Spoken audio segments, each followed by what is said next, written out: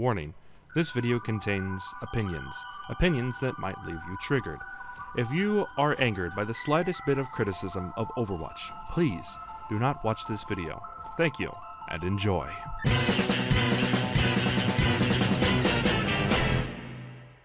Howdy everybody, this is HR Prime here, and welcome to another Overwatch video. Today, it's going to be a rant video, and, you know, it's the last day of the year, and you've seen plenty of people doing these Game of the Year, top 10s, and everything, and so I wanted to voice my opinion on what should not be the number one game in all these lists, which seems to be the case. And that game is Overwatch. First, I want to make something perfectly clear. I love Overwatch. I love the characters, I love the story, I love Junkrat, for goodness sake, is my favorite character in the game. And I've sunk so many hours in this that if I said that I didn't like Overwatch, then I'd be so stupid because I spent maybe over 200 hours playing this game. So it's not that I hate Overwatch, it's that I'm trying to criticize Overwatch for something and to make perfectly clear that this is something that a flaw that makes this game not the like god of all games that many people believe it to be.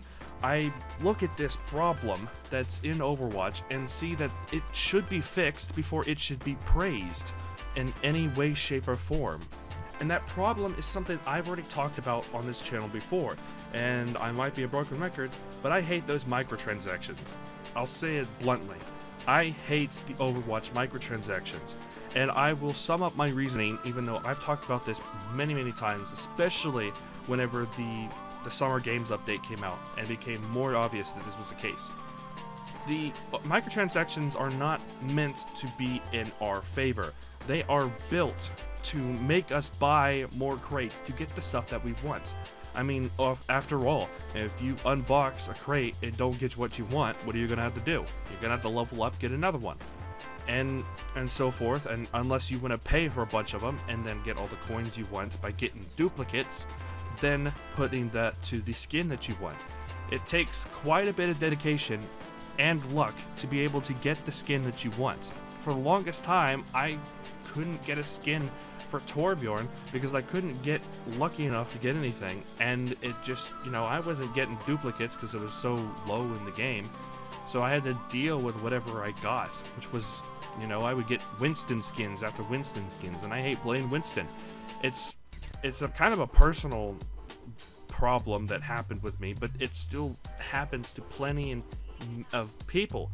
And going on to the holiday events, of course they've fixed it a little bit, but of course whenever the Summer Games came out, the only way was to buy the crates, to find them, and then you couldn't purchase them.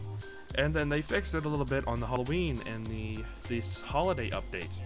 They made it so you can purchase them, but here's the catch: it's 3 times as expensive, which makes you still want to buy the crates because you got to get lucky still, or you've had to buy a bunch of these crates to get these coins after all. And you know what? After the event is over, you can't get the skins anymore until next year. So you're gonna have to buy these crates in order to get these in time. So either way, you lose. This is not something that's optional, that's funding the game. This game does not need funding through microtransactions. And that's what the big argument is. Oh, it's just cosmetic. Oh, this funds the game. No. It is cosmetic. I agree. These are cosmetic things, and I enjoy these cosmetic things. But to make them hard to get is not appreciated. Now, and for the sense of the argument of this is funding the game, this game sold, I believe, over 10 million units. I believe that's enough money to keep this game running for quite a bit of time. I propose to you Splatoon, a game that is really good. Probably one of the best team-based shooters that was really creative, and Nintendo's take on a team-based shooter. And that game was phenomenal. No microtransactions, no DLC, unless you count the amiibo stuff. But in that case, you get a physical item and stuff, and you get to play the missions as much as you want that are locked away in that.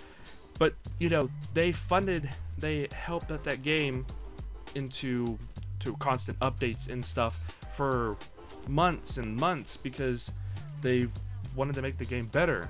The game never had microtransactions to fund it, and it sold not as many as Overwatch. Granted, it sold maybe 3 million, 4 million copies, but if it can do something like that, and Overwatch cannot, then what are they spending their money on in those departments? I do know that Blizzard is probably one of the better companies that are out there, but I do question what is that money going to if it's not going to funding the new game and stuff like that. I mean, it's not that hard to probably add stuff to it. Although I'm probably discrediting the development cycle of the game a little bit, but you get what I'm saying is that if this one game that sold way less and way on a console that was underappreciated and didn't get as many sales as it should have, then why in the world can't they do it in Overwatch? It just does not make sense. The last thing I want to say is that there are other games that should take the place of Overwatch in these lists. And those games are like Doom, the new 2016 one, the Fallout 4, the Pokemon Sun and Moon, Paper Mario Color Splash, Pokken Tournament, if that came out this year. I think it might have came out last year, but you know, if it did, then that is the one to have in the list. Battlefield 1, I think that came out this year. I think it did. It came out during college. I don't have it, but I know it was pretty good. If it does not have microtransactions, then put it into the list. But you know, I say all this because I want the game to get better. I criticize this game because I want these problems to be fixed. I don't hate the game, obviously. I want these things to be better. So thank you all so much for watching and listening to me rant for this long. If you've already hit the dislike button, then whatever. If you're not watching the video, then you know, that's whatever. But if you stayed this long and listened to this angry Junkrat main rant about Overwatch, then thank you. I really appreciate it. And Happy New Year, everybody. This is Azure Prime. Thank you for your time. God bless, and happy gaming.